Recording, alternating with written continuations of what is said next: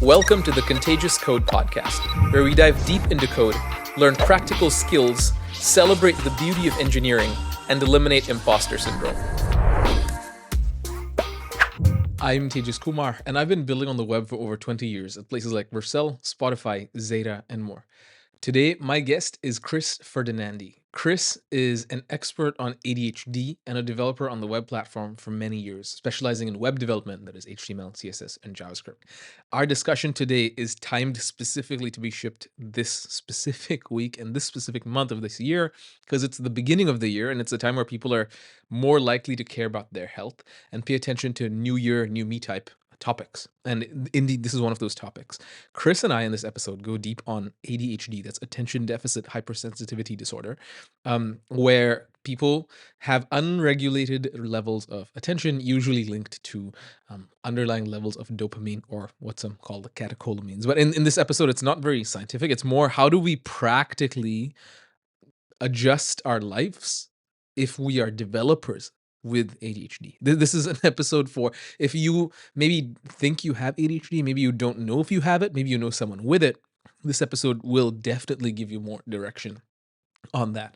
We talk about the dangers of remote work for individuals with ADHD, just in that when you have ADHD or unregulated or hard to regulate attention, you can sometimes hyperfocus to the point where you focus way too much. And if it's remote work, you're not really regulated by time in an office. And so what may happen is you just work way too much, maybe through the night to 3 o'clock in the morning, you don't sleep enough, and this becomes a vicious cycle where you don't sleep. And that can lead to a whole bunch of other disorders like sleep disorders or even clinical depression. So we talk about the danger of hyperfocus, but we also talk about the danger of focus that drifts between other things and distractions, or hyperactivity in other words. And we talk about how can one practically get their attention in a way controlled, in a way that really helps them perform at their best as software developers. So in summary, if you think you may have ADHD, you may know someone with ADHD, or if you are a developer and you suspect ADHD, or you maybe even have a confirmed ADHD diagnosis and you want to optimize your development workflow, then this episode is for you. We don't talk a lot about pharmacology because we're not doctors. We talk about engineering and software because that's what we are and that's who we're talking to. So with all of that, I can't wait for you to dive into this. This podcast is free because it's separate to my day job, but there are costs, and we offset those costs with sponsors and partners. Let's take a moment to acknowledge them. The Contagious Code podcast is partnered with Code Crafters. Code Crafters helps you get better at code in a way that is really unlike any other. They have you pick a programming language and then a tool that developers use, like Git or Docker or Redis. And then they have you build this tool from scratch in the language you choose. And by doing that, you get better at the language and better at the tool. It's a 2-for-1, right? And so it's a great way to learn. They have a paid tier, but if you want 40% off, you can visit the link in the show notes. That's tej.as/codecrafters. We're always looking for more sponsors and partners, and it's a new year, so we'd love to hear from you. If you want to sponsor or partner with the podcast, hit me up on X at TejasKumar_. That's TEJASKUMAR_. There's also links in the show notes. Thank you for sticking around. Now for my discussion with Chris Ferdinandi. Chris Ferdinandi, thanks for coming on the podcast.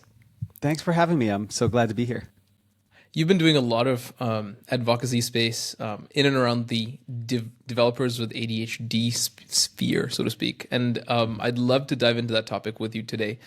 Before we get started, for folks who maybe aren't familiar with you or your work, would you mind doing a little bit of an introduction to yourself, and then we'll get into the topic at hand? Yeah, absolutely. So I am a web developer. I have ADHD. Early in my career, I felt like I couldn't get anything done. I honestly, I thought I was going to get fired from my first job. Since then, I've discovered a bunch of systems and strategies that let me turn my ADHD into a bit of a superpower sometimes, hopefully, usually, when the stars align. And since then, I've gone on to create a bunch of courses and workshops. I publish several daily newsletters. I speak at events. And I've advised and written code for organizations like NASA and Harvard Business School. Yeah, it was a fun little bit of a turnaround. And so most of my education work is actually focused on kind of front-end web development and teaching beginners how to code. But recently I've started talking a lot more openly about my ADHD and how it's affected the trajectory of my career. Because I hear from a lot of folks who have it. A lot of times they're students of mine and they feel like it's getting in the way of them doing what they want to do. So I thought it might be important to kind of let folks know that it can, but it doesn't have to. And there's things you can do to kind of reduce the challenges that it creates for you and also kind of channel it in a way that it can actually work to your advantage. Awesome. So I'm so glad that I'm so glad we're supporting people like this, because these are real challenges, and I'm so glad that you see, based on your experience and the experience of your students, this gap, right, and the ability to help them. I'm curious, do you feel like, off the bat, we're talking about these things more today versus, gosh, I don't know, like 15, 20 years ago? Absolutely. Like, well, I want to dig into that a little bit. Why is that? I mean, it seems like a positive, right? Because unless you talk about it, you can't really address it. Yeah, so there's a few threads we could pull at here, or a few different reasons why it seems like it's talked about more. So I've even heard folks talk about how it seems like more people are being diagnosed. So it's like, is it more prevalent? Is it, like all the devices and shorter attention span? So the reality is, we've gotten better at diagnosing it. There was a huge chunk of folks that historically would have not been diagnosed that are now getting diagnosed as adults. To understand why, we have to unpack what ADHD actually is and what it isn't and the way it manifests, and we can get into that if you'd like to. So that's part of it. The other aspect of it, and just our understanding of ADHD has gotten broader. So when I was a kid, it was like, oh, that's the hyper kid. And now the medical community recognizes a wide range of symptoms that affect folks with ADHD. So it's not just being hyper. The other aspect, I think, is we live in a culture that has gotten a lot more comfortable talking about cognitive challenges and disabilities in a way that we weren't 15 years ago. So between those two things, I think that's why it seems like there's a lot more talk about this now than there would have been several years back. Well, I tell you what, I celebrate it, because we either talk about it and then learn how to adapt and use it to our advantage. As you mentioned in your introduction, you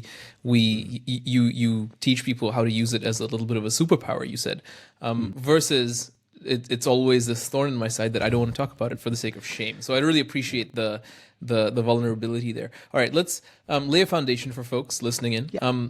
What is ADHD? Where does it come from? How do you know you have it? How do you suspect you have it? And how does it inhibit or enhance day-to-day life? Sure. Great question. Tons to unpack. We could do a whole episode just on that one question. But at a high level, ADHD stands for Attention Deficit Hyperactivity Disorder. It is a poor name for what the condition actually is. I think it reflected the way it was perceived at the time that it was named, but people with ADHD don't have a deficit of attention. We have trouble regulating it. It's an executive functioning disorder, which means that the way the executive functioning parts of our brain works is different from the way it would work in a neurotypical person. And that manifests in a whole range of symptoms. So sometimes that means that ADHD folks will seem really like scattered and distracted and all over the place. It's not that we lack attention. It's that we've got too much of it and it's pointed in like 1,000 different directions. Other times, though, it actually manifests in the other direction, where an ADHD person will become hyper-focused on just one thing. Like intensely, deeply focused, much in the same way that like a neurotypical person might feel when they're in like a flow state. When like you're coding something and you feel really like you're deep in it and like all cylinders are firing and like everything's just kind of clicking. That's what hyperfocus feels like for ADHD folks. Except sometimes it points at things you don't want it to and you can't really control it. For example, you might have a week where you're supposed to work on this big project, but all you can think about is like RVs and campers. Just as an example that definitely didn't actually happen to me once. So that's one part of it. But there are a whole bunch of other things too. So ADHD's primary cause is believed to be around dopamine, which is a neurotransmitter in your brain that specifically regulates things like attention, focus, your ability to learn. It affects a whole bunch of other things too, like how you perceive time. ADHD brains do not have enough dopamine.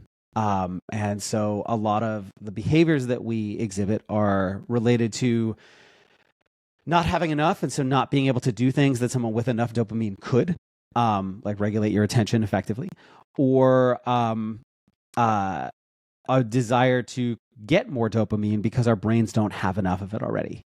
So a lot of the whole like, you'll hear things like, oh, you can't clean the dishes, but you can spend 2 hours playing video games. Like, well, video games trigger dopamine. So it's really enjoyable and exciting to play them in a way that doing the dishes is not. But sorry, I'm going in 8 different directions because I'm doing the scattered ADHD thing right now. There's 2 things I do want to mention. So in addition to the focus thing, one of the other things that I think a lot of folks associate with ADHD is hyperactivity. And that is often part of ADHD. So ADHD now is recognized as having three subtypes. So the first is hyperactive or impulsive.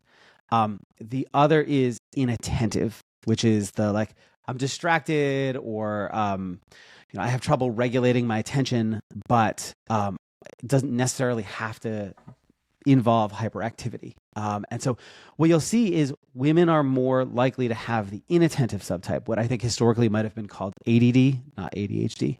Now it's just one thing. And as a result, they were often underdiagnosed. There's also a lot of men who have the inattentive subtype exclusively, but were not diagnosed and are just getting diagnoses now as adults because they didn't have that hyperactivity. It was just assumed that they were like lazy or didn't have their stuff together, and they didn't get diagnosed. I'm hearing a lot of that in the last couple of years.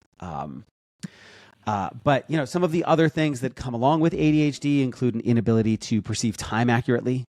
So if you ask me how long a task took, I literally cannot tell you. I can, it probably won't be correct. So things can either feel like they happened really, really quickly and didn't take any time at all, or they can feel like they took forever when they actually didn't. And this is more than just the normal, like, time flies when you're having a good time. Like, my brain literally does not perceive time properly.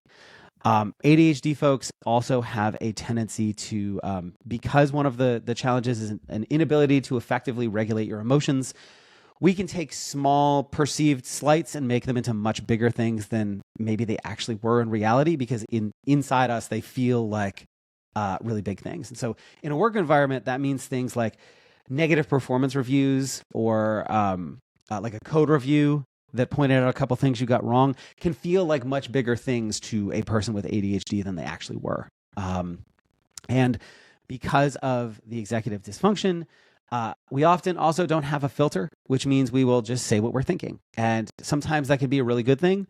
Sometimes in the wrong context, or depending on how you phrase what comes out of your mouth, it can also be a really bad thing that can insult a bunch of people that are in a room, and get you labeled as like a troublemaker at work or something like that. All of these things are traits that can be used as like strengths, or they can be weaknesses, depending on the person, your environment, how you choose to channel them, things like that. So we can dig into all that. Yeah. Well, thank you so much for the in-depth explanation there. Sorry, that was probably a little too deep. No, it's perfect. That's why the podcast exists. It's interesting that you mentioned it's a disorder of the dopamine neurons. I never heard, and I never knew that it was because people don't have enough dopamine. That's interesting. So it's almost like they, for whatever reason, maybe they're born with fewer dopamine. Like, can we speak to like the actual origin of why people have like less dopamine than others? Yeah, so it's I haven't read a conclusive "this is why." It is definitely, it's biological, so it's not something that you can like develop from, I don't know, vaccines or too much TV time, like screen time or anything like that. It's just a biological part of who you are. I did see something the other day speculating that folks with ADHD have more active dopamine receptors, so they absorb the dopamine faster. And your brain can't keep up as a potential. But I literally have not ever seen an article that says this is why. It's mostly just a bunch of conjecture. Right, so it's mostly speculative. Okay, this puts me at ease, because I that was my best estimation. Is so I've heard that dopamine and the like methamphetamines will make the symptoms go away. So people take Ritalin Yeah. and Adderall. These things are literally just methamphetamine, and they cause such a drastic increase in dopamine that they mimic neurotypical behavior, right? But I haven't made that association that it's because of less dopamine that the symptoms so rise. This I think a lot of folks, it catches them off guard. So most stimulant-based ADHD medications, because there's actually two types of meds you can take for ADHD, but the most common is stimulant-based. And they are, as you said, literally like amphetamines that they're stimulants. And a lot of folks are like, well, if you're too hyper already, why would you take a stimulant? And it is because it increases your dopamine production to like a neurotypical person's level. And as a result, eases many of the kind of the more challenging symptoms that come with ADHD. The other type of ADHD medication works on the other end and tries to stop your brain from absorbing as much of the dopamine as it would normally, so that it's the stuff you do make sits in your brain longer and doesn't disappear. Both aim to get you back to like neurotypical levels of dopamine. This is so cool. This is where I marvel at science and the human body, because like it's such a big mystery. Like I love that we still don't know. Right. We know how to treat it, but we don't know why. We don't know if it's nature or nurture, right? We don't know if it's just if you grow up looking at TikTok from the age of 0 to 12, is that where it comes from? Like we just don't know. And I think this is so interesting. You mentioned one thing that was very profound. You mentioned that it's not a deficit of attention. It's in fact too much attention, and it goes in 8 different directions. I agree. I think naming things can be so hard, right? Because it sounds, based on what you just said to me, that it's not so much attention deficit, it's attention on one thing deficit. It's like focused attention deficit. Would you agree with that? Well, yes and no. So sometimes, other times it is I am, so it's attention regulation deficit. And so sometimes it is I can't focus on one thing, but other times it's I can only focus on one thing. I can't focus on other stuff. So like if you're in a hyper focus mode, you will not eat, not drink water, not use the bathroom. You might miss meetings, emails, phone calls, other important tasks. There's a chance that if you're focused on something that is not work, you will just not do your work because you can't stop like fixating on the other thing that you're hyper focused on. Yeah, so it goes in both directions. It's not an inability to focus, it's an inability to regulate that attention in both directions. That is such a good description. You know, I actually recognize low-key ADHD symptoms in myself and my peers where I don't do anything that's even important until it becomes very important. Like I'll put off everything until the last minute usually. And I see this is very common with ADHD folks. And I have a theory for this. I think it's because the stakes are very low when the timeline is very far. And as the stakes rise, so does the adrenaline, which is a precursor, I believe, to dopamine, or dopamine. One of them is a precursor of another, right? And so the dopamine rises in anticipation of, oh my gosh, I have to get this done tomorrow. And then the dopamine is high enough to the point where I actually do it. Would you agree with that? And also the theory that, and this is just a theory from my side. I don't know if it's backed up yet in the literature, but the reason people with ADHD achieve this hyperfocus state is because it's so dopaminergic. It fills in the dopamine gap more so than some boring activity like doing something that is not yet due tomorrow. Yeah. So the big drivers of like I will get a thing done with ADHD are typically I find it enjoyable. Like just it's a thing I'm interested in. It's challenging or it's urgent. So you just touched on that last one. All 3 of those will do the dopamine thing and get you kind of absorbed. And so it's very common for folks with ADHD to put something off until the last minute and then hyper focus on it and just knock out like a week's worth of work in 4 hours, for better or worse. Would you say that ADHD is, I mean, I feel like we need to emphasize this. ADHD is, and tell me if I'm wrong here, but my best understanding is that ADHD is a spectrum, right? You're either like very far on the spectrum, you're like 90% ADHD, or you could be 10% ADHD, or you could have some variation of this. Is that accurate? Almost. So this is true of the autism spectrum as well. I think when a lot of folks hear spectrum, they think what you just described, which is, you know, you're either on this end or that end. And a more accurate way to think about it is that there's a range of different symptoms and behaviors associated with ADHD or autism. And any one person may have a few of those or a lot of those, but it's not like a dial you turn up. It's just how many of those do you have? How many of them do you even, for ADHD specifically, how many of those are you exhibiting like now? Because there are certain aspects of my ADHD that manifest sometimes, but not others. And I have a lot of conversations with a lot of folks with ADHD, and everyone's experience is a little bit different. So, things that are really no big deal for me are absolutely devastating for other people, like just really, really like big challenges in their life, and vice versa. So yes on the spectrum, no on the like 10%, 90% thing, because it's not quite like that. But what if somebody exhibits a lot of symptoms? Then they're pretty further on the spectrum, no? So spectrum is almost the wrong spectrum is almost the wrong way to describe it. It's almost like a grab bag of symptoms. So it's not like the way you're describing it almost implies that it's like the game Candyland, right? Where like every step you move, you pick up some new symptom, and it's not quite.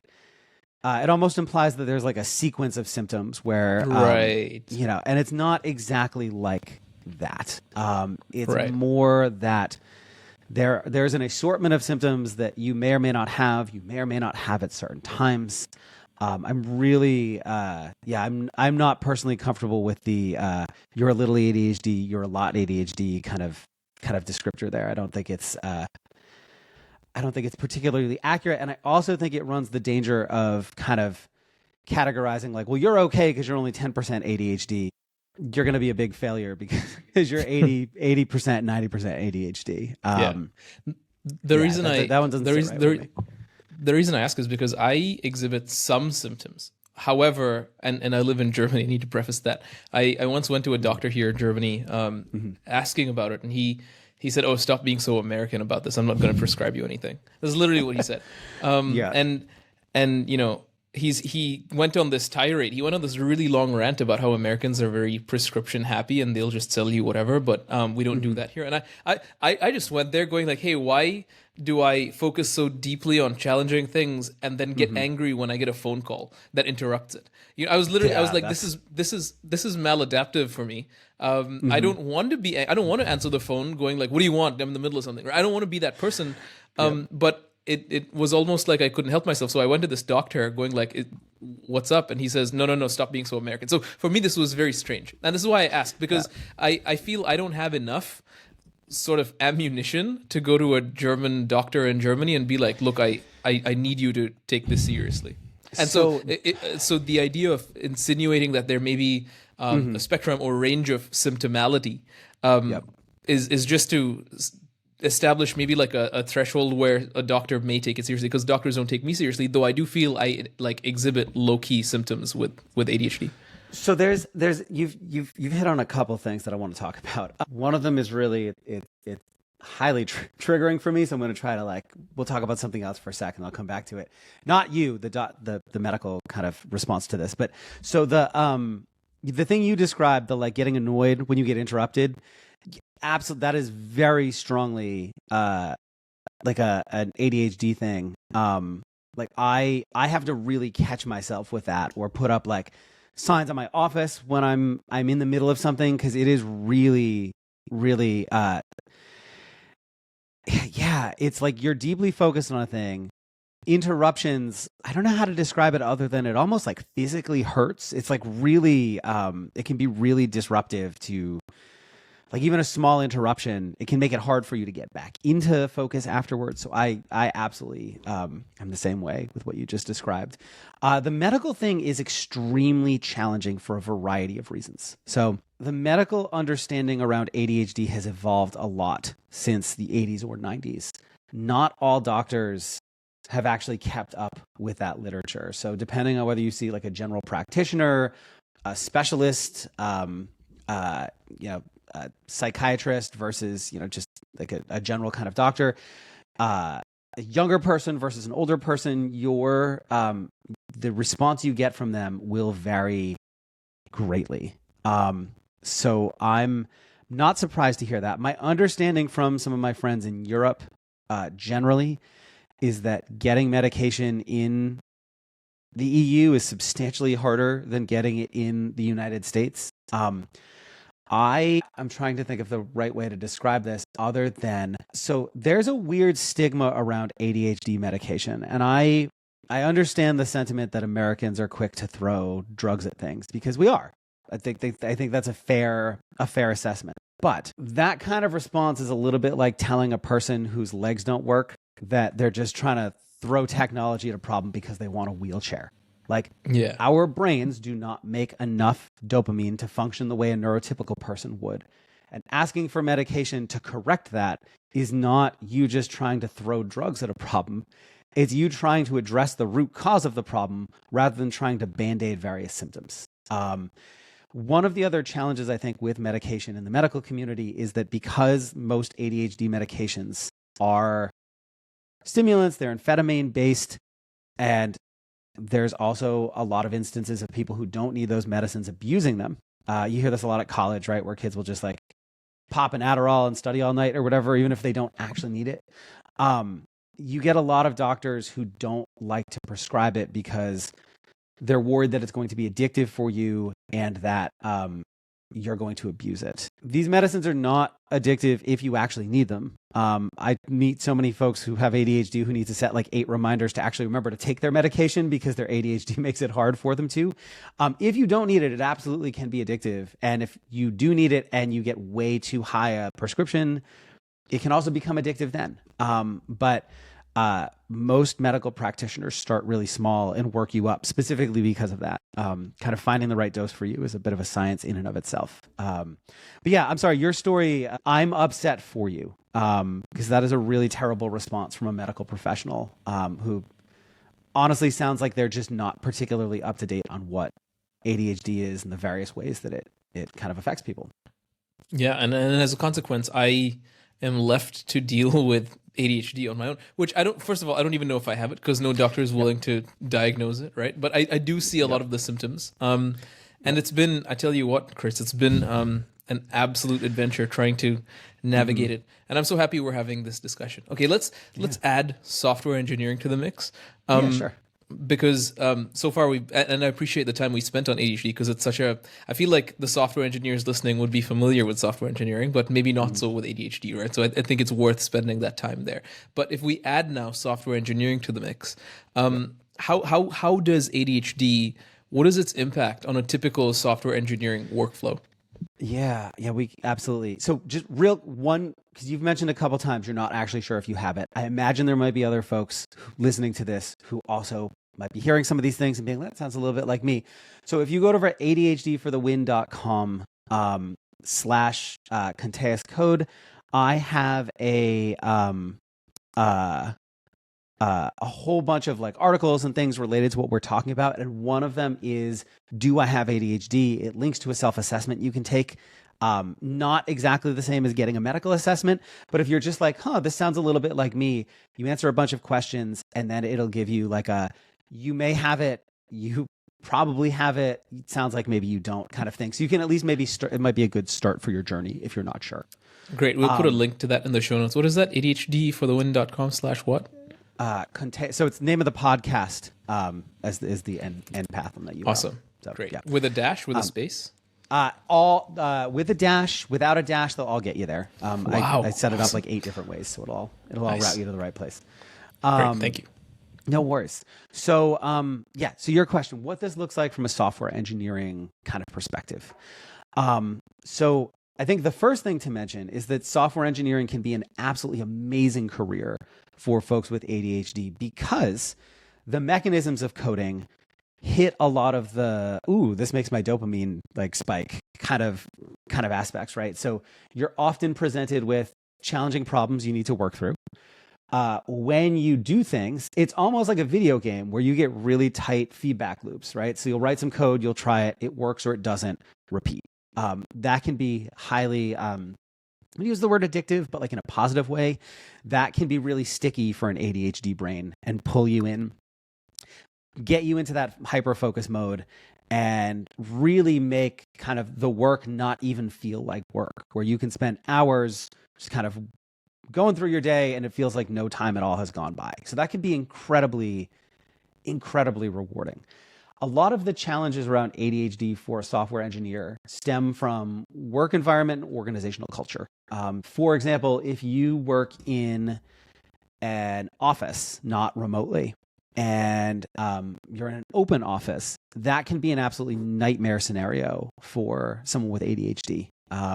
Because we have trouble regulating our attention, we are highly susceptible to auditory and visual distractions, which means people talking, people coming over to interrupt you while you're working, much like that phone call situation you described. So like if you're in a place where like pop-ins at your desk happen all the time, or impromptu Nerf battles, it's just absolutely devastating. Even just seeing people like walk by or like loud music playing, like it can be a lot. So in-person work environments can be tough. If you're in a culture that has a lot of meetings, they can completely prevent you from ever achieving hyperfocus. I've been in companies that have almost no meetings and everything's done asynchronously. I have been in companies that have meetings to plan meetings, and like those are just the worst. You get absolutely nothing done. So that's part of it. I'm going to pause in case you want to dig into or unpack any of that, because there's a whole bunch of other stuff we could also kind of unpack. But just want to stop for a second. I feel so seen because you're describing my entire career, and I'm more convinced now than ever that I have some type of ADHD or some level of ADHD. Because having heard you describe your things, I'm not a doctor. I can't diagnose you, but it does sound a lot like you do. Yeah, I would. When I worked in an office, we had meetings after meetings, and then if it wasn't a meeting, it was lunch, right? And so I wouldn't do anything. Like in an 8-hour work day, I just be like, great. I opened one pull request that added a comment. That's it. So I specifically resonate with that piece. The other thing, the meetings on meetings thing, it creates this. I've heard people call it the temporal dead zone, where you have a meeting, you finish the meeting. There's another like meeting or event coming up in some period of time. Let's say it's 30 minutes, an hour. A lot of times ADHD folks will not start doing anything else meaningful because they know as soon as they start to get in the groove of it, they're going to get interrupted again. And one of two things will happen. You'll either get really annoyed because you've just started to get into the work and now you're getting interrupted again. Or you'll miss the meeting altogether because you've gotten so deeply into what you were doing. I've had both of those things happen to me on various occasions. And so what ends up happening is you go down like a YouTube or TikTok rabbit hole and don't actually do any work because you don't, by the time, because it takes a little while to reshift your attention after a meeting, you end up, it's dead time. And so if you have meetings with these like awkward gaps between them, you can have a whole day where you literally do nothing because you just haven't had time to go into deep focus, which really, really sucks. I tend to dislike stand-ups for similar reasons, unless they happen like very first thing in the morning. Then they can almost create like okay, I'm shifting into work mode now. But if you work in a distributed company where they happen at an odd time, it can just really mess up your whole day. So talking about offices, I feel really seen. Since 2020, most of the world moved remote. I work from home all the time now. Nice. What are some challenges with remote work in ADHD? I can share my challenges and maybe you'll tell me if there's overlap. So for me, it's almost the pendulum swings the other way as the office because I'm at home and I maybe have some Zoom meetings or something once in a while. But because I'm at home, this boundary of the office is closing, go home doesn't exist. And so what I've noticed is if I'm not careful, if I don't time box my workday, I will work well into the night, 9, 10, 11 p.m., sometimes 3 a.m. because I'm in this hole of hyperfocus. Now, for me, I've been a hyper focuser since I was a child, no question. I've always been able to go into this exactly as you mentioned, go into the zone, and then before I know it, 19 hours have passed, and I'm like, whoa, look at all the stuff I did. It felt like 5 minutes, right? So I think there's a danger there with remote work and hyper focus. Has that been consistent with the people you talk to and coach? Well, yes and no. So there's two ways this plays out. One of the things I find with a lot of folks with ADHD is that our performance can sometimes be swingy. So you will have periods where what you just described happens. And then you'll have other periods where you'll have just a day where your brain just is not doing what you want it to do, and you can stare at a computer for 8 hours and get nothing done, even without interruptions. Your brain just doesn't want to, like, maybe you don't find the work particularly interesting, or for whatever reason, like, you just can't get yourself into it. And so in a home environment, that problem can get worse because you don't have the kind of the structural things to be like, today's a work day, you need to do work. Like in an office, there are more distractions, but there's also kind of people around you and those external things that will make you feel like, okay, I at least have to like try to start working at this. And then at some point, maybe like you chip away at it enough that your brain shifts into work mode. You don't have those same pressures at home. So it can go in both directions. I have absolutely had those days though, where like it's nighttime. It's like bedtime and I've been working since the morning. Probably missed a meal or two. So yeah, I absolutely hear that. One of the other problems with working from home, depending on where you live and your family situation, is you can have the same kinds of distractions at home. You know, if you share an office with a partner or roommates, if you have kids and they're home and they're noisy, that can be really distracting. If you live in an apartment, you might have a lot of, or like in a busy city, you might have a lot of like around you noise that you can't necessarily drown out. I have heard some folks talk about, you know, how like at home you also have a whole bunch of like toys and fun stuff that you wouldn't in an office. I have worked in fun office environments before, and also believe the most fun thing in my house is the laptop that I'm doing the work on already. So I'm not entirely sure that holds up for me personally, but I've had other people kind of talk about that as well. So again, you know, everybody's ADHD is a little bit different. Yeah, I guess that's what makes this so hard to study. Yeah, absolutely. And diagnose, and you know, there's a whole bunch of different things you can do. They will work to different degrees of efficacy for different folks. Right. And this is why you say that the world, and specifically the tech industry, is optimized and biases towards neurotypicalness. I don't know what the word for that is. No, for sure. Yeah, well, and so the thing that's a really nice segue. Thank you so much. So the big thing with this, right? I think about like I have weeks where I am, I'll call it overly productive. Sometimes it's because I work crazy hours because I'm really absorbed in what I do. Other times I'm so hyper focused that I just literally work more effectively. Like I will get what would be 8 or 10 hours of work done for a neurotypical person. I'll get it done in like 4 hours. And then I'll do that again. So like, I remember I had a week where I must have gotten like a month's worth of work done in a week. And then for several weeks after that, I was wildly underproductive. And, you know, over the course of the month, it balances out to about the same level of productivity as a neurotypical peer. But a lot of times work environments are not set up that way. Like software engineering is often scheduled around 2-week sprints and quarterly deliverables, and we're going to measure your performance on these set intervals, and you need to know exactly how long this task is going to take you because that's how we bill our clients. And a lot of that is at odds with how ADHD brains work. And so that's where I think a lot of in addition to just the environmental, like this is really distracting, like the structure of the work, like the work itself, fantastic. The structure of the work and how kind of the business of work gets done can be at odds with how I think a lot of ADHD folks work effectively or work best. Is part of that being metrics like how much time do you spend in the office or how many pull requests do you close? Does that optimize for a neurotypical cadence? Meaning, I guess time in the office is like somebody with ADHD and somebody without could spend the same amount of time in a chair. But I guess the question is, how do you use that time, right? And so then I've seen companies during tough financial seasons do layoffs. I think that's the trend these days, unfortunately.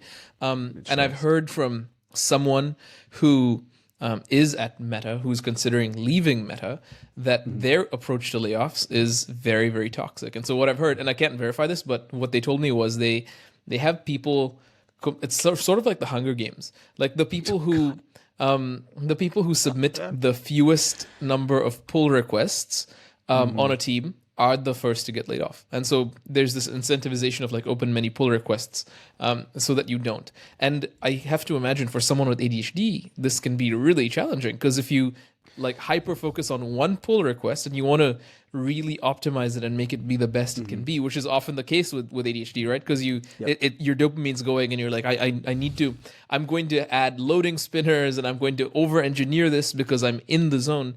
Then as a consequence, you open fewer pull requests, even though your one pull request is maybe very high quality. And then what happens is you get laid off. I don't know. Do you feel like this is something we should maybe correct? Yeah, so it's that, and it's also like I think about. I'll even just use the stand up, like the daily stand up, as an example. So I will have a day where I will get I might have like 3 or 4 big things to get done for the week, and I might get all of them done in one day. And then the next day, I am staring at my screen and I cannot will my brain to work.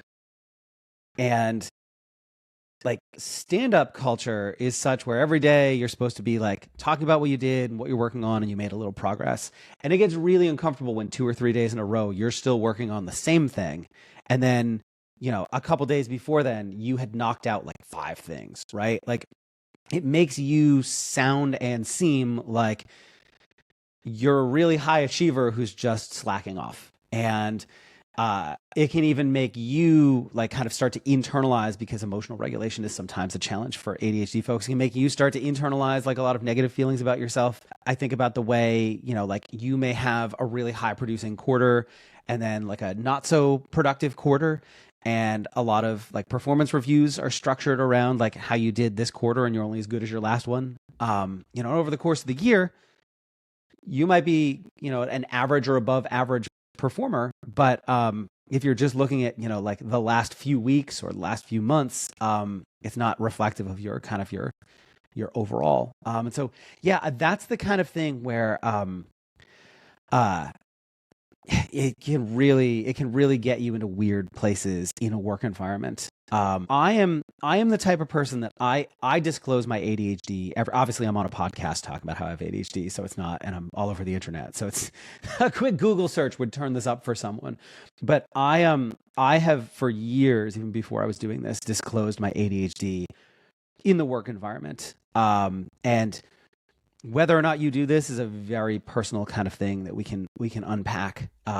It can depend on where you live, where you work, a whole bunch of like social and cultural factors. But it can be a good thing. It can also potentially like make things worse for you. But we can talk about all that if you want. Yeah, I think it's interesting because the moment you disclose it, I feel like you've got to explain it. Right, because you never know who you're talking to, and there may be people who have no idea what it is, which is kind of something I've been wanting to ask for a while, which is, what are some dissonances in people's understanding? So obviously you've disclosed this a bunch of times. There's probably been people who, when you've disclosed it, have thought it was A when actually it was B. It was something entirely different, but they come with these prejudices and these preconceived notions. So I guess the question broadly, what are some very strong common misconceptions you've seen of people in tech recognize about ADHD that is not actually true?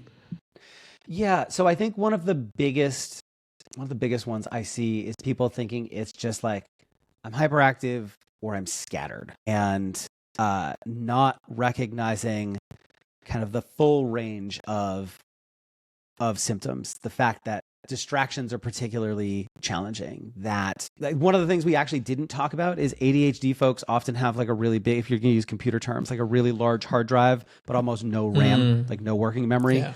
So if you tell me to do 3 things, I'm going to remember the last one and forget the first 2. And so the way that tasks get assigned can be particularly challenging. If I see too many things in my to-do list, that can cause overwhelm because my brain's RAM can't like juggle, like keep them all in my head long enough to properly prioritize them, right? There's a whole bunch of little kind of things that really start to manifest. I think a lot of folks, depending on kind of their experience with folks with ADHD, they may have like a very 1980s, 90s perception of it, or even think it's not like a real thing, right? Like, oh, that was that made up thing from the 80s where they just called a bunch of hyperactive boys ADHD. Right. I still get a lot of that. That said, I will say my experience disclosing my ADHD has been overwhelmingly positive. The caveat here, I am a cisgendered heterosexual white dude from America, right? So like my cultural privilege is enormous. And I have talked to folks who are not white, are LGBTQ, maybe they're women, and I've had multiple folks in a don't look like me category tell me that they already feel like their work is under more scrutiny than like my work would be, and so they don't feel comfortable bringing something up about themselves that might put another like target on their back or make people scrutinize their work even more than they already are. So I want to acknowledge up front that like I am bringing an immense amount of privilege to this conversation by saying like I disclose all the time and it's great, right? Because like I'm a white straight dude. Like it's wrong, but there are a lot of kind of cultural advantages around how I am treated at work a lot of times because of that. Yeah. There's a lot of That said, I have personally had a very positive experience with it, largely because I found most of the time when I disclose it, the person I'm talking to also has it. Like, it's amazing how often it comes up in tech. I told my last boss, he's like, oh yeah, me too. Cool. I was at a job interview a couple years ago and I mentioned it, and it was like a question around like whether I like to, working on a project, have frequent check-ins or like go off for a couple of days and then reconnect. And I was like, the latter, because I have ADHD and frequent check-ins like really break my like focus. And she was like, oh my God, me too. And our boss does. And this other guy we work with does too. We're all going to get along great. Right? Like that happens and it's cool and it feels like you're in a club. But the other thing that could happen is you get like oh, that's just an excuse for you to be lazy, kind of like bad response. Right? And like, you don't want that. Laws around this vary by country as well. So like where I am based in the US, we have the Americans with Disabilities Act, where companies are required legally to give you accommodations for disabilities, and ADHD counts as one of them. I know that the United Kingdom and Canada also have similar laws. I am not as familiar with how that works in Germany. There is an ADHD advocate in Germany, whose name is escaping me, who writes about this often. I believe in Germany, they actually call it ADSD? Or ADHS. ADHS. That's right, because it's a syndrome, not a disorder there. But I'm actually going to see if I can find I think you may be talking about her. Okay, no, but there's a person that I know. His name is Lenz Webertronic. He's German. He has ADHD and he talks about it quite often. So it's Tina Varnell is the other one. ADHD Alien on Twitter. She makes a bunch of like ADHD related comics, but she's based in Germany. And I know at one point I have seen her talk about kind of the workplace regulations around there. I'm just not particularly up on them because I don't live there. So sorry about that. But if you live in a country that does offer protections or that requires companies to provide reasonable accommodations for disability, you can ask for those and it can be really helpful. The flip side, obviously, is that you end up like being under more scrutiny than you were before. I think one school of thought is if a company is going to treat you poorly because you told them you have a cognitive disability, it's probably a terrible place to work anyways. But I am also, like the reality is we live in a capitalist society where you need a job to like eat and have a home. And even if the workplace is not great, it's still better than not having a job at all sometimes. So, I'm realistic about this. But yeah, I'm sorry, I'm ranting. I'm doing that thing now where I've gone down a rabbit hole and I'm repeating myself. So interrupt me, stop me. Let's pivot this conversation to, we can talk about what accommodations might look like, or if you had another question, I'm happy to. I did. Here's what I want to do. And by the way, again, the point of this podcast is rabbit hole, so I appreciate the rabbit holes. It's about following them. I wanted to. Let's do this. I will tell you my pattern, a maladaptive pattern that I'm convinced now after this discussion or during this discussion that ADHD has some role in.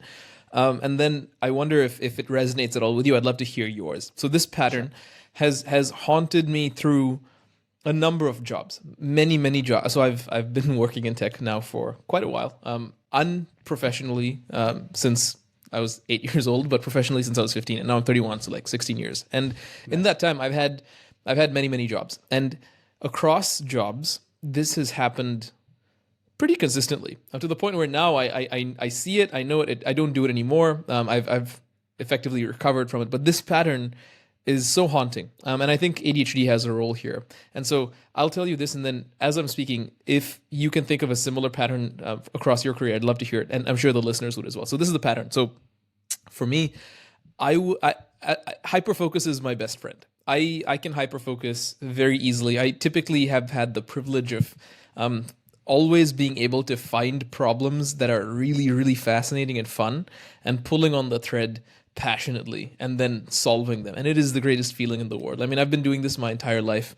And it's so, and now, as part of my day job, I get to play with AI agents and look at where they fall apart and find ways to put guardrails on them and make them really function well. It's just so cool. So the pattern is I would find a very hard problem that maybe isn't the problem my company that I'm working for wants to solve. But it's sort of adjacent. It's there. It's not orthogonal. It's adjacent. It's in the league of things they're talking about, right? It's in the zeitgeist at work. It's just that maybe nobody's paying attention to it. So then I go like, oh, that's an interesting problem. No one's talking about it. I'm going to solve it.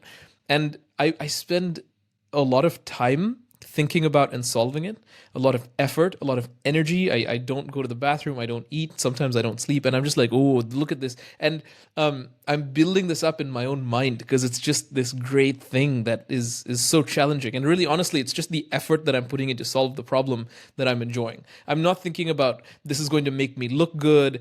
This is going to be the $1 billion thing that's going to save the company. I don't care about all that. I'm just like, this is a good effort.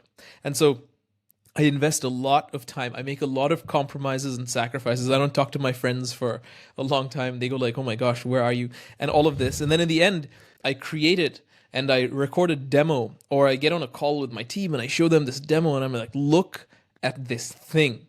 This was not possible in the world before, but now it is. Look at it. And the response is usually like, what is this?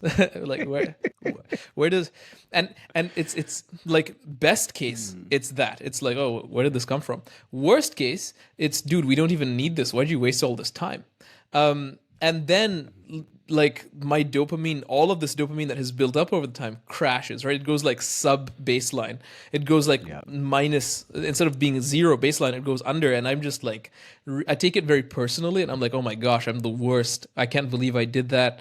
I should just quit. I should be fired. I'm not fit to work here. And it's just the worst emotional cascade you can imagine, to the point where then for the subsequent weeks and months, I get very jaded, and it's only a matter of time then until I feel like I'm not a good fit at the company and I quit. Like this has been a pattern that, and I've never, like nobody knows this. I've never said this to anyone, but like I recognize this in bits and pieces across my career. And I wonder, one, if ADHD has a role here, and two, if you can resonate, and maybe the listeners leave a comment if y'all can resonate with that in your careers. So yeah, I do that too. I don't quit.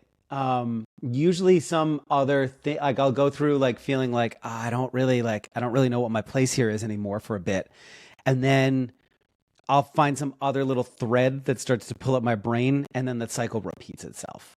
So I was at my last full-time job, before I went all in on consulting, for 8 years. And I must have gone through like a dozen or so of those cycles like you just described. So yeah, I very, very strongly feel that.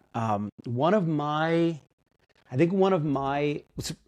as a tangent on that, I often describe myself as a Winnie the Pooh, just kind of, but for those of you who are old enough to remember Winnie the Pooh, the cartoon, Winnie the Pooh just tends to kind of bumble through life in search of his next jar of honey. And I am not the kind of person who's into 5-year plans or like, I'm here, I want to be here, I got to do this. I tend to chase after the things I find interesting. Sometimes doing what you described pays off professionally very well. Like I had one of those where I just went off for like 3 weeks and built a thing, and it ended up being like this really big game changer for the company. I didn't know it was going to be. I was just like, oh, this thing seems really interesting. I could fix all these problems we have that no one's asking me to. Let me go. And it worked. And then I did 3 more of those and it didn't, right? So like it's a bit of a roll of the dice. But I think one of the bigger things I often struggle with, and I hear this from other folks with ADHD as well, is I'm really great at starting things and bringing them to 90%.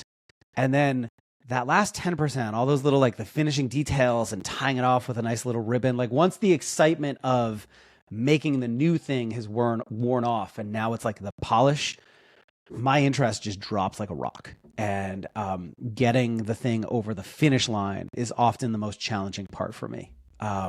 Even though the bulk of the work is actually that first 90%. That's where all the hard stuff is. And that's what makes it so fun. And I don't even have really a good like fix for that. It's just a thing that I know is not my strong suit. Incidentally, a lot of ADHD folks end up being really good like founders and entrepreneurs specifically for this reason. We have a much more, we're much more likely to take positive risks because we just get excited by things we're into and go for it without like really giving it all that like, oh, maybe this will go really badly, I shouldn't kind of thought. We're just like, this seems cool, go for it. But the not being able to like push things over the finish line, if you think about like a startup, like ideally you bring in a bunch of people around you who can do that, like push it over the goal kind of work. And the starting is the part where you really thrive. So all of this, by the way, it even like what you just described, like I think there's a certain type of job or role that lends itself to that kind of behavior really well. And so one of the things I talk about a lot with ADHD folks is where you can really thrive as a person with ADHD is finding the kind of work that plays to your strengths rather than works against it, right? So like what you just described, sometimes those things don't really pay off. But most folks in a company are going to be like, these are the things we're focused on this quarter, ignore everything else. And a lot of times those like other things, those like weird ideas that like no one asked for, like sometimes they're going to be flops, but sometimes they're going to be like really cool things that become an important part of a company. And being in an environment that is cool with you kind of taking those detours and experimenting a little and giving you the flexibility to do that can be a really powerful and empowering thing for someone with ADHD. They're harder to find, but they do exist. And when you find them, they are awesome. Interesting. I'd love, you mentioned this ideal role and these ideal roles that are well suited to ADHD. I'd love to pull on that thread a little bit more and talk about weaponizing this as in for positive. So what I mean by that is, you mentioned, you help folks turn it into a superpower to turn something that has maladaptive tendencies into something that is adaptive, that actually helps move us towards positive outcomes. What are some of those? How can we leverage ADHD to succeed and grow? Yeah. So there's a few different ways to kind of pull at this. A lot of it depends on your particular flavor of ADHD, right? So, like the caveat here is that every I'm trying to think of the right way to phrase this, but basically like every strength in certain contexts is a weakness in others and vice versa, right? And so it's more about like alignment than anything else. And so, for example, ADHD causes time blindness, which means we can't perceive time accurately. What that means is if you're in a role where you have to like really accurately scope how many hours, it even means like if you've done a task before, you can't accurately say how long it's going to take you to do the same thing again in the future, right? Like it's time is a mess for folks who have it. But so if you're in like an agency-based job where you need to be able to say, this is going to take me 8 hours, give or take an hour, and then do it in those 8 hours, like that's going to be a really like challenging thing for you on a regular basis because keeping track, you're not going to be able to accurately estimate your time. You can just throw out a made up number and then you'll likely kind of crunch and make the number work, whether it was the right number of hours or not. Or you'll get it completely wrong and it'll blow up in your face. So like an agency, like tightly scoped hours thing probably wouldn't be a good fit for you. But that time blindness also means that you can go like really deep into an engrossing task and you won't be like, oh, this is taking forever, this sucks, right? Like it'll just feel like it flies by. So like I like to think about like I have strength zones and weakness zones, and you'll learn some of these over time as you work. Like mine will be different from yours, will be different from someone else's. But my something that might be a strength for me specifically, right? And I think a lot of folks with ADHD, like we thrive on unique and challenging kind of tasks. So you mentioned AI. That's a great example, right? I am someone who's actually AI negative. Like I have a lot of problems with AI. But setting that aside for a minute, AI is new. It's a little bit like a Wild West right now, where there's a lot of different directions it could go and not a ton of clarity on what like the right approach is just yet. And so if you're someone with ADHD working in a company that's in the AI space, they're all going to be startups because it's so new. Or bigger companies that have this exciting new thing that they've kind of said, go explore what we can do with this. Being in a role like that, where you can just go deep and play around and figure things out, like that's amazing. That is an amazing place to be right now.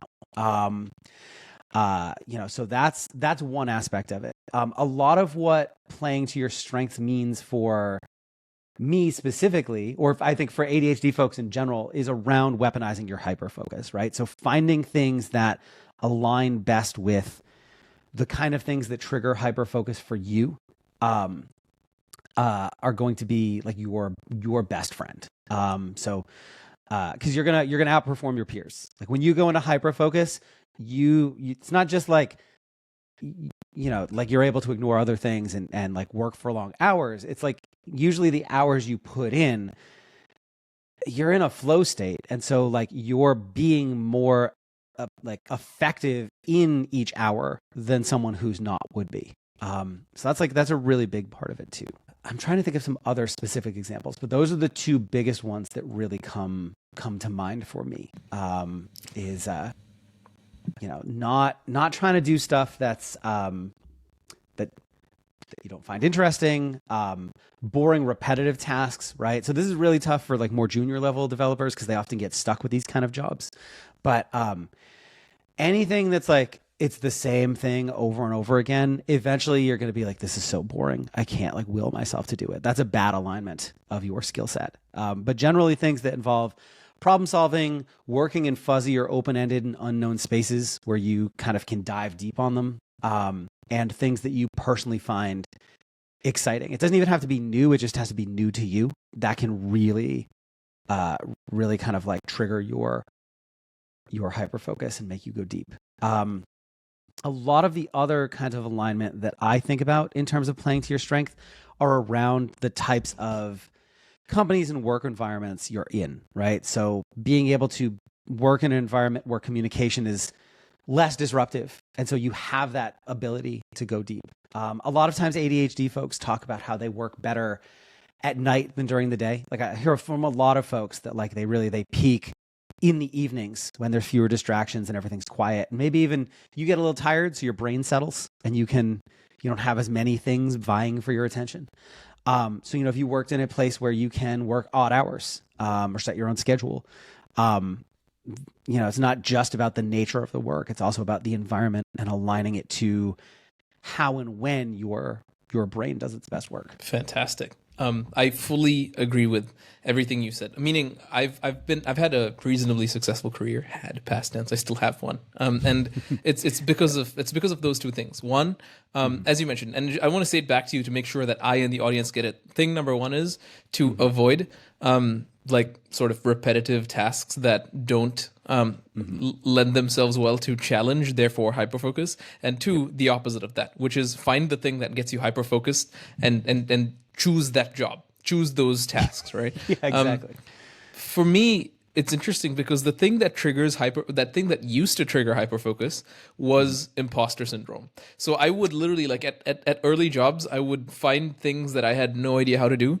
And I'd be like, I want to do that. And I would like, or sometimes the boss would come to me and be like, hey, Tejas, can you build? This happened to me. This happened in 2013 or 14. So 10 years ago, minimum. This happened to me where I was early career and my boss came to me and said, hey, we need to create a multiplayer, real-time, collaborative drawing game, sort of like a TL draw or Excala draw with multiplayer. I mean, that's a challenge to build today. And you have things like PartyKit and Live Blocks, but it's still a challenge to build and scale. 10 years ago, minimum, my boss, Wiebke, she asked me to do it. And without hesitation, I looked at her and I was like, yeah, totally, I can do it, no problem. And I couldn't, but I stayed up all night. I built it, and in the end, it totally worked, right? And so what happened there was I chose this thing that triggered my imposter syndrome, that made me scared, that gave rise to dopamine and adrenaline. And this dopamine, I'm convinced, is what put me in this hyper-focus state where I was like, okay, cool, I did it. And when I did it, I learned a lot about scale. I learned that you need to have some type of process manager so that when it dies, you start it over. And I got into PM2, and it was like a whole thing. So my extra layer there is to leverage almost imposter syndrome and fear to produce the necessary catecholamines or dopamine, adrenaline, to then put me in my hyperfocus state. Does that track at all with your suggestion to lean into the hyperfocus state? Yeah, and like what you specifically described is, I know you described it as like the imposter syndrome making you choose a thing. But what ended up happening from an outsider perspective is you chose a thing that was novel. And so everything you were learning was new and therefore exciting and therefore really pulled you in. And then that like that, I don't know if it's like you'd call it a stress response, but like you're working to try and get something done and you're getting all this like immediate did work, didn't work kind of feedback. Like it just really one of the things you'll often find is stuff that gets too easy gets boring. Right. And so like the kind of code that I used to write 5 years ago that I found really exciting, it's almost boring now because I can do it without thinking. Like those feedback loops don't have that same effect because there's never a surprise for me when it works. It's more exciting when it doesn't work and then I fix it. Right. Your story is also actually how I got into coding in the first place. I used to be an HR guy. Oh, wow. And who had a blog, and I kind of knew a little bit of like code. And I got asked to build something as like a proof of concept, and I had no idea how to build it. But I went off for like a week and tried. And that pure sweat-inducing excitement of like going from I didn't have a thing to I have a thing, like the dopamine levels were insane. And I was like, this is I don't want to do HR anymore. That sucks. This is my future. So yeah, wow. Absolutely. That is so cool. I want to pull on this thread a little bit more about hyperfocus. Yeah. Do we believe that hyperfocus is something that can be invoked at will? And like I want to preface this question with saying that that's how I work today. So I'm well aware of my own tendencies to hyperfocus or be distracted, or frankly just be unwilling. Some days I wake up and I'm like, I don't want to do anything today, and so I'm not. But it's okay because I'm going to make up for it by hyperfocusing the next, And so I've sort of found my groove, so to speak. But what I do, and I do this every day. This is how I work. Every single day now, and it serves me extremely well. There's a lot I can say here. I'll try and keep it terse because I'm here to listen to you, as are the guests. No, but I want to hear this because this is really interesting. This is how I work. So I tell myself that for the next 90 minutes to 120 minutes, I am going to hyperfocus. And so I like, it's a ceremony. I make everything ready. I put my phone somewhere outside. I make sure I don't need to go to I won't need to go to the bathroom in the next, 90 to 120 minutes. I don't drink water. I just like everything stops and I step in willingly to hyperfocus. This works really well for me. And I time box it because I'm well familiar with sort of and this is sort of debated in the science, this idea of ultradian rhythm, such that everything happens in 90-minute cycles. And so sleep actually also happens in 90-minute cycles. Everything happens in 90-minute cycles. It's a theory in science. I don't think it's very well backed up, but it sort of works for me. So that's my time frame. I time box it. One, maybe 2 or 3, depending on how energetic I am, bouts of these per day is game changing because I step into that hyperfocus. Now, I didn't know if this was a thing that is backed up in science, but there's a 2022 paper out of the University of Magdeburg in Germany. I'm so proud of Germany for this, where they studied, and we'll put a link to this in the show notes, they studied autosuggestion. There's a paper titled Autosuggestion, a cognitive process that empowers your brain, ? And they coined this term, autosuggest, such that you suggest to yourself. what the state of your brain and body is going to be, and then your brain and body follow. It's a really cool paper. Seems like there's backing for this. It works for me. I'm curious if this is something that we can maybe extrapolate to the rest of the developer community, possibly ADHD community, where hyperfocus is something we can turn on at will, or maybe not. So I've never been able to do it with quite the regularity that you just described. And the other thing you just said that really like resonated with my experience was those days where you're like, I cannot do work today, but I'm going to make it up another day. Like I know, I know my hyper focus will be effective enough that the next day I'll be fine. So that happens to me a lot. What you described though feels a lot like you have a routine that like gets your brain moving into we're doing work now. And a lot of what I talk about with the folks that I coach or that I write for is specifically around that, around like creating habits that kind of move your body in that direction. So like for me, I start off every morning by writing, I have 2 daily newsletters. So I write my articles for those. And my routine is a little bit different from yours. I probably should isolate all distractions. That would help a lot. But for me, the writing is, because I've gotten so efficient at it, it's like a quick, low effort-ish kind of thing that is work. And so it moves my brain from like, okay, we were like hang out breakfast morning mode to it's work time now. And then everything that I do after that becomes easier. For me, I usually jump right into my most exciting task, and my brain will not immediately, but very quickly move into hyperfocus if the thing I'm into is interesting enough. I do have days where all of my tasks are just little small things, and I never hit hyperfocus because it's just jumping around to a bunch of like housekeeping tasks. Not literally always housekeeping. Sometimes it's work housekeeping. But those like small little like takes 15 or 20 minutes. Like you never really get like deeply into it. Yeah, those days I never hit hyperfocus, but I try to batch those, right? Like I have those days and then I have big task days. But I think sorry to interrupt you. I'm so sorry. No, go for it. The thing that you said that I think really stands out is there's having some sort of routine, whatever it is, I think is the really important part here. Because if every day is variable, every day is going to be really like scattered and messy.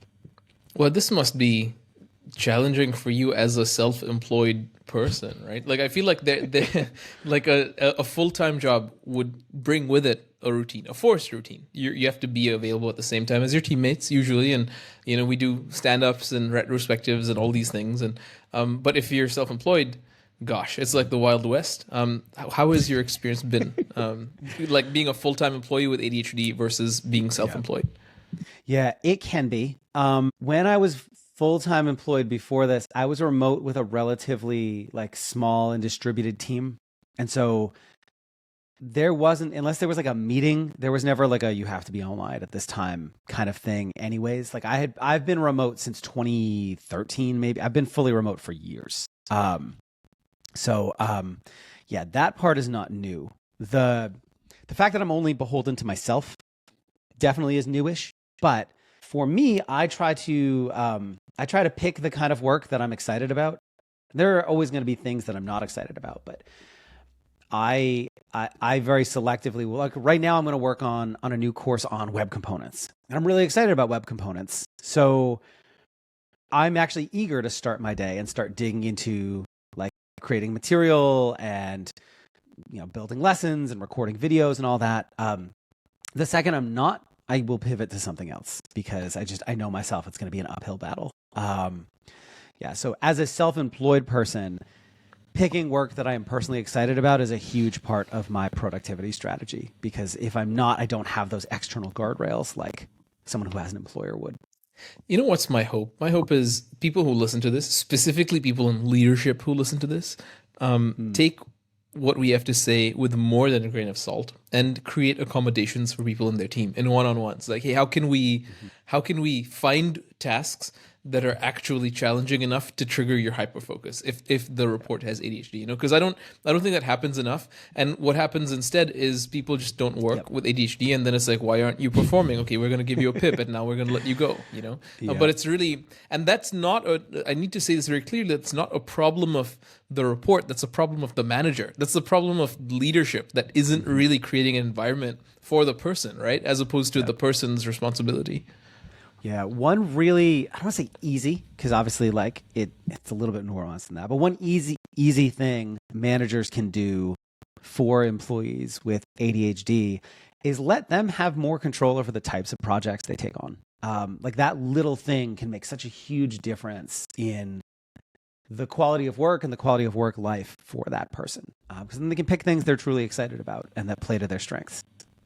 With seniors, so senior, staff, principal, distinguished, like I feel like senior onwards, this becomes easier, meaning seniors typically just the manager, at least for me in my case these days, my manager, we call them coaches at DataStax, my coach will be like, look, you're senior enough, just do it. Pick a thing and do it. Here's the list of things that's important. Just do it. I don't care. And we have a great episode on the podcast with Jeff Escalante, who's director of engineering at Clerk, and we talk about career leveling. How do you estimate whether someone's senior or junior or staff, or whatever? And his litmus test is, how comfortable are they operating with varying levels of ambiguity? Meaning, if something isn't very clear, do they walk into this like mysterious space with confidence, ready to put structure to it? Or do they go like, oh my gosh, nothing's defined, I can't work? And one of them is senior and one of them is junior, right? And so I feel like with senior engineers, it lends itself better to someone with ADHD, meaning here's a problem, go solve it. This would trigger my hyperfocus. In fact, this does trigger my hyperfocus every time. I'm wondering if we can identify some ways junior or early career engineers who don't yet have that autonomy can still find ways to work within their realm of hyperfocus. Yeah, it's that one's a little, because oftentimes in these positions you're told what to do, and it's usually like write the CSS to or copy this landing page 18 times. It's not very interesting. No, it's not. It's really not. And I've been in those roles before. I know some folks view it a little bit like paying your dues, but I absolutely hate that because I think it just demotivates people. It makes them think a career they could be great at is not for them. So one thing you can do that has been kind of my approach my whole life, again, privilege, but I'm very much an ask forgiveness, not permission kind of person. So like, nice, me too. I'll do the thing, but then if I see something else I could do that I could go, I'll just do it. And then I'll come back later and be like, so I did this other thing also, here's why I did it. I took a couple extra minutes to blah, blah, blah. Here's why I think it's important. Take a look, yada, yada. Sometimes that works. Sometimes that kind of bites you. Usually when it bites you, that to me is a signal like, oh, this isn't the right environment for me. Like I said, for me, finding that work culture fit is a really like big part of how I thrive with ADHD. So that's one thing. The other one is, again, kind of, privilege caveat here, but having that conversation, just even if you don't say I have ADHD, just, kind of saying to whoever doles out assignments, like, I understand that this is part of the work I have to do, but I also do my best work when, and it would be helpful for me if you could give me more tasks like this or supplement some of the work I'm doing here with this kind of stuff. Good managers will hear that and do it. And bad ones will be like, no, I just need you to do this right now. And this is a tough environment to be like, well, I'm just going to go find another job. But just as a general rule, if I have a manager who just continually pushes me into the kind of work that is mind numbing for me and doesn't give me those opportunities to do other stuff too, that's usually when I dust off my resume and start looking for other jobs. Because I know I'm never going to be in a position where I can really do my best work. Right. You're not being set up for success, as it were. Yeah. And the sad reality is there are some fantastic managers out there. There are also a lot of really bad managers out there. And a lot of times those bad managers are given a team of juniors to manage because the stakes are lower and companies can afford to lose them. That's just who they throw bad managers at. It's like a get your training wheels and learn kind of thing. And And yeah, so you will deal with a lot more of that as a junior. When you're a senior, where you've matured a bit in your development career, you seem to deal with less of that nonsense. And when it happens, you're more immune to it. Like you can ignore it in a way that you can't as a junior. Not always, but yeah, it's just being a little bit earlier in your career is just always a tough spot, unfortunately. Yeah, I like that you called out this paying your dues idea as something potentially harmful because it can rob someone of a really good career, right? Because they prematurely decide this isn't for me. Um, Thank you for that call out. So, okay, I'd love to talk about things we can use in service of ADHD, and you know, you mentioned these two things. One, don't do things that make you distractible because they're not interesting, and two, the opposite, do things that lend themselves to hyperfocus. So, we talked a little bit about how we can get there to use ADHD to our advantage and make it adaptive. But I want to also dive down the rabbit hole of what can we use to establish that outcome? Meaning, we're software engineers. We use tools. We use software. We use things like Yep. Git and Redis and whatever. Yeah.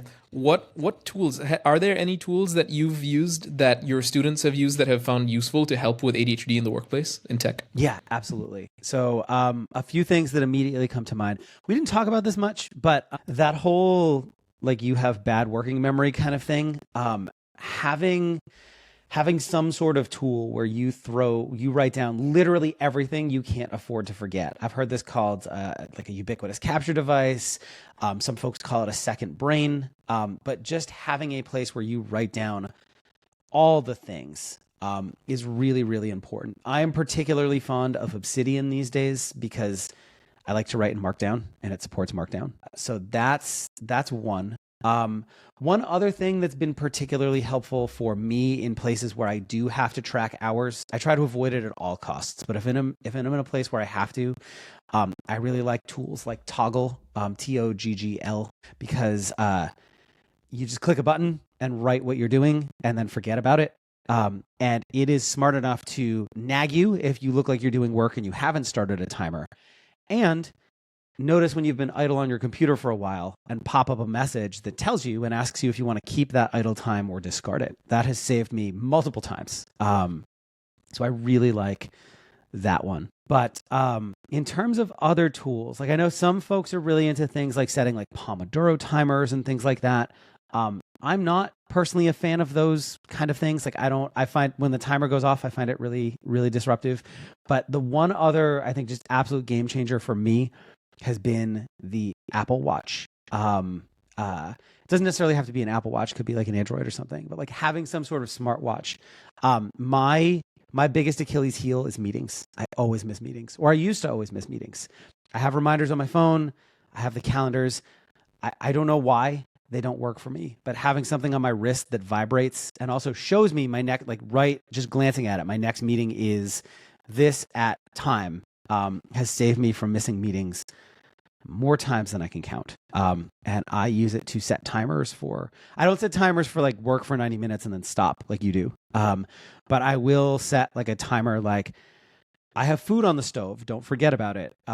Or you need to call this person back in X amount of like time.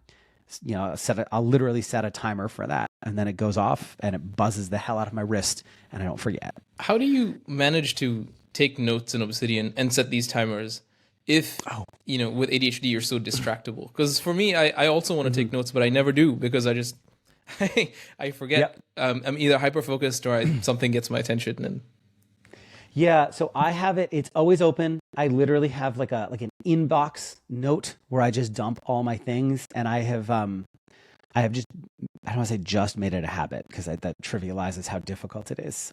It's one of those things where you're bad at it at first, and then you get a little bit better at it over time, and it just becomes a thing you habitually do now, where if someone tells me anything, I say, hold on a minute, I need to write that down or I will forget it. Because of my ADHD, and then they pause and they write it down. And so in Obsidian, I have mine configured. So one of the problems with like Notion, Obsidian, a lot of those tools is they can do so much that people over-engineer them. And that it almost becomes the thing you're working on instead of the stuff you're supposed to be using it to keep track of. Because hyper-focus takes over. And then you're exactly. like, oh, this Obsidian Vault is going to be the greatest Obsidian Vault of all time. So mine is not. Mine is just a loose collection of like documents. and like I've got like work, home, and like just a couple of other small things, right? Like stuff I'll get to eventually, maybe someday. And I have exactly one plugin. It's the Tasks plugin. And so in mine, I just dump.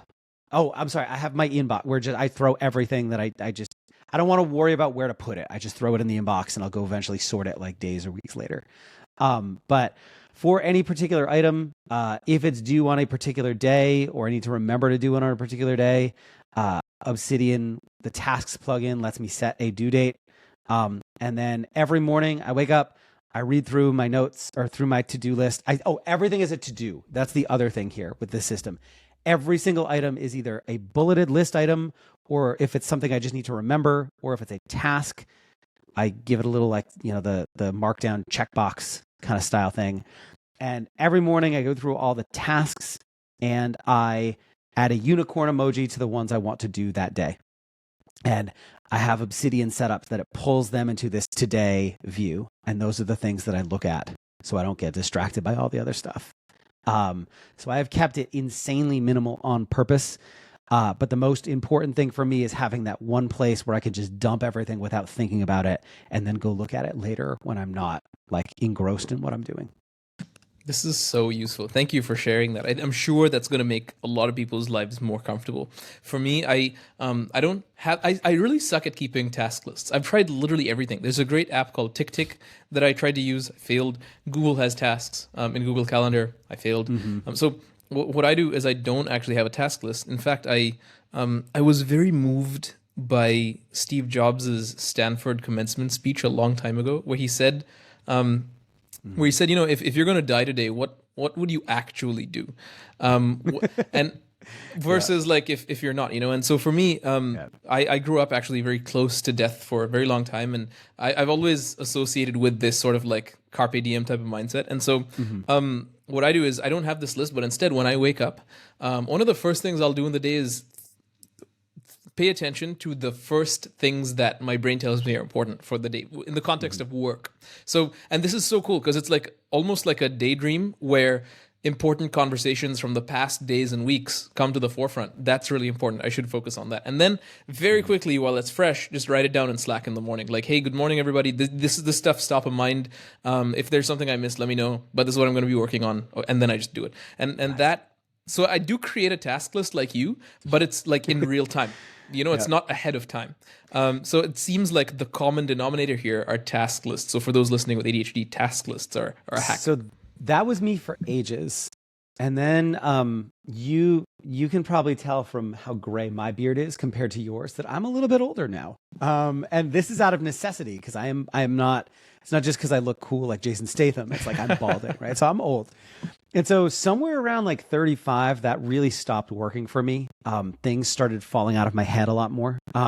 So like a good example, right? Like I ran out of contact solution the other day and I didn't put it in my task list. And it was at night. So I couldn't just go buy more eye solution right then. So it disappeared. I forgot to put it in my task list. And then for the next 2 nights, I did not have any solution to put my contacts in, right? So like, luckily they were old enough. I threw them out the first night. And then the second night I had to just use like saline that didn't actually disinfect them. And my eyes were all like irritated the next day, right? And then like, I was like, all right, I got to write this down or I'm going to forget to do it. And I went and, like took care of it. But like, there are so many little things that happen during the day that if I don't write them down, they're not important enough to be like, this is the big thing I'm excited to work on, but they need to get done. And if I don't write them down, I will forget them. So your system sounds great. I used to use something similar.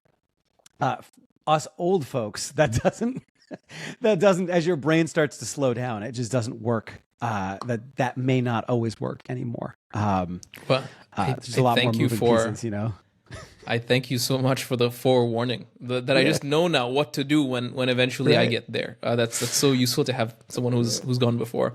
Right. Yeah. One other TickTick looks great. I pulled up the app you mentioned. That looks cool. One other one, if you don't want the complication of Obsidian, Microsoft To Do is a free to do app from the team that used to build Wunderlist before they got acquired. That works very similar. It's literally just like it's a bunch of lists. and you can like view all of them in one view if you want, or keep them in separate lists, and then you swipe left on the ones you want to do that day, and they get added to this separate list. And so, if you're someone who, a fellow old that does that does need to write stuff down, that could be a way to take care of it as well. Fantastic. There's a high chance that somebody's listening to this and hearing a lot of things for the first time. And maybe they have ADHD, maybe they don't, maybe they have an employee with ADHD, maybe they have a partner, a spouse with ADHD. If there's one thing that they shouldn't miss, what is it? When you say shouldn't miss, you mean like a must read, or like a thing that they should know about their partner? Like, I'm sorry, I just want to make sure I understand the question. Yeah. One thing from our discussion that they may have missed by now. Yeah. Yeah. So I think the biggest takeaway is, especially if you're someone who, like, you're not sure if you have it, or someone in your life that does, is like, it's not a lot of what looks like the person just being lazy is not just them being lazy. Like a lot of the it's their brain doesn't have enough dopamine. And so a lot of things that seem like they're too lazy to get up and do something or whatever, like it's their body literally, or their brain literally won't let them. It's akin to like the same way that you can't just put your hand into like an open flame on a stove and burn yourself. Like your body will not let you, because that'd be bad. Similar kind of thing with a lot of stuff that seems like it should be easy for ADHD folks. Like it's not you, it's your brain. It's just how your brain works. Fantastic. That is so useful. Since we talked about dopamine, adrenaline, lending themselves to hyperfocus, which not even hyperfocus, really, when you bring your level of dopamine up to something in the league of a neurotypical person, then you come close to being neurotypical yourself, right? So it's not so much dopamine that you're maybe super motivated, or too little dopamine that you're ADHD. But when you bring your ADHD levels up to, let's call it the sweet spot, you approach neurotypicalness. I would be remiss if I didn't ask about this. Exercise is a thing that raises dopamine. Yeah. For sure. So what is the role and intersection of exercise and ADHD for software engineers? I mean, we tend to sit a lot. So yeah. I'm wondering if we could maybe do like gym breaks during lunch, or maybe we get like an under desk treadmill. Would that help at all? I'm curious if we could maybe extrapolate some of that stuff for the developers listening. Yeah, absolutely. And so just real quick, the thing you said, the like medication brings your dopamine levels up. A lot of what I hear from folks who are on it, so I'm not on it. I actually have a doctor's appointment in 2 days to ask about getting it, because I've seen there's some other people in my life who have ADHD who are on medication, and I've seen how it's helped them, and I want that. I've been like struggling through it I'm at the point now where a lot of the systems and stuff I've built, because I'm getting older, those systems are just not working for me the way they used to. And so I'm now looking at medication for the first time. But everyone I know who's on it has told me it's not like you're just magically neurotypical. It makes it easier for you to regulate your attention in a way that you couldn't. And most of the folks I know who are on ADHD medication that find it works well for them tell me that it actually makes it easier for them to go into hyperfocus. So they're still hyperfocusing. They're just not, they're not having to fight themselves as hard to get there. All that said, your actual question. So there are a bunch of non-medication ways to get more dopamine. Exercise is definitely one of them. Exposure to sunlight is another. And caffeine is another one that immediately comes to mind. So if you're someone with ADHD who has always found that you drink a lot of coffee, or you start your day with like a Pepsi or a Coke or something, that's really really common, because it's your body trying to like get that dopamine that it doesn't naturally make. That was me for years. So exercise is absolutely, I've found that the more I exercise, the clearer my thinking is. And I never until recently connected the dot between my ADHD and the exercise. So I actually find that it's more effective for me if I start my day with exercise, although it doesn't always work out that way. So it doesn't have to be a ton, but if you can do exercise outdoors, you get the double whammy of exercise and sunlight kind of doing it. So now that I'm old and I'm doing my midlife crisis thing, I've taken up gardening, which for me does not necessarily mean like I'm just digging up little plants and stuff. For me, it's more like landscaping. So I am moving a lot of dirt around. I'm moving big rocks. I'm relocating plants. And I'm outside and I'm sweating. Like we just made a garden path in our backyard. And so I was like digging up a bunch of turf grass and then laying down a whole bunch of like landscape cloth and like relocating large rocks. And it's been awesome. So I'll try to do like about an hour of that every day. And that helps. If you're in an office environment, if you can exercise before you go in, or if your company has a gym that you can take advantage of, awesome. Or if you can go for like a walk on your lunch, really anything you enjoy, I think is the important part of it. Even like if you could bike to work, that's like a win-win, right? Like spend less money on gas, you get your exercise in first thing in the morning, your coworkers get to smell you sweaty all day. It's like it's a win-win-win. It's great. I've never done the underdesk treadmill. I know some people who have that really enjoy it, but it's just not I don't like the kind of I bounce when I walk. I have a very awkward gait.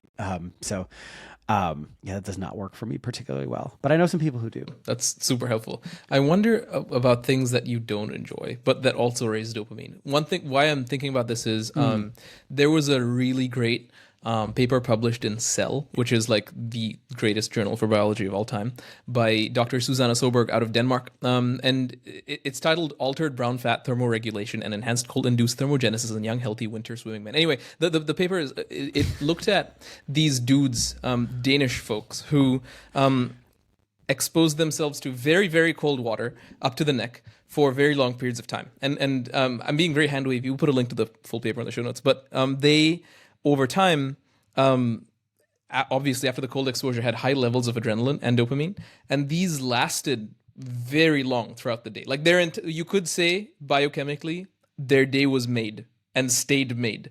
And so I'm wondering what that means for ADHD. If you get this like long-lasting rise in dopamine, could that also help make you approach a level close to being neurotypical or something in that direction? So having not read the paper, I don't want to speculate, but the general rule of thumb is when you as an ADHD person elevate your dopamine levels, you're able to a lot of the aspects of ADHD that most folks find unfavorable start to disappear Go a away. Bit. Yeah. So your ability to regulate your time and attention, or your attention and learning becomes better. Things that elevate your dopamine for longer are great because some things are very fickle, right? So like social media and kind of refreshing social media feeds can trigger dopamine production. But the second you stop, that goes away, right? Whereas something like exercise or caffeine or ADHD medication, or I guess as the article you read suggests, like really long ice baths, if they trigger a longer dopamine effect, that's good because you're going to get the benefits of that after the activity that triggered it stops. And if the activity that triggered it is the thing you needed to do, like going deep on some coding task, it's that's fine. But if it's something like I played video games and now I need to do this other thing and my dopamine just crashed, like playing video games is great. Like go have fun, do your thing.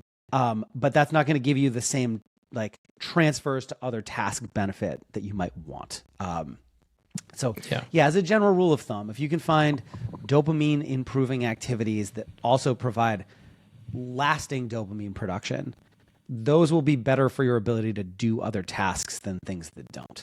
I don't believe like getting enough dopamine should always be the goal. Like there are things we enjoy doing and the dopamine drops afterwards, and that's fine. Like, you're allowed to have vices like this, Yeah, absolutely. Well, Chris, where can people learn more about your work, access your ADHD related content, and continue the discussion with you? Yeah. So the best place is over at ADHDforthewin.com. That's where you can find, you can sign up for my daily newsletter, find my contact information if you want to talk more about this, and find a ton of other resources related to being a developer with ADHD. Awesome. Well, listen, it's been such an incredible joy having you on the podcast, to talk about, well, to help me diagnose myself, I think, for starters, but also to walk through a very real condition that is so common, that is maladaptive and causes people some real pain. And hopefully, together in our discussion, we've been able to alleviate some of that pain through the takeaways, through the discussions on exercise and leaning into hyperfocus, even as a junior developer, and so on. On behalf of myself and all the listeners, thank you so much for coming on the podcast and sharing all of this with us. Thank you so much for having me. This was great. Thank you for joining my discussion with Chris Ferdinandi. I hope you found it as valuable as I did, and I hope you feel well equipped, whether you may be the one with ADHD, or you know people with it, or you suspect you may have it. My hope is that there has been things discussed in this episode that have given you value that you can then use to live your best life. Not just you. If you know someone with ADHD, you may be able to share it with them as well, in the hope that we all live better and healthier this year. If you're learning from and or enjoying this content, then a great way to support it at really no cost is to like the video on YouTube if you're watching on YouTube, and subscribe to the channel. If you're listening on Apple or Spotify, then if you can leave up to a 5-star review, and I do mean up to, because I don't really like rate it, review it, however honest as best you can. But if you do leave a review of any kind, it'll help the platform make this stuff more discoverable to more people, and people can live better and healthier. That's kind of the point of this whole podcast. So with that, thank you so much for being a part of the podcast. Thank you for continuing to listen so far. Most importantly, thank you for your interest in engineering.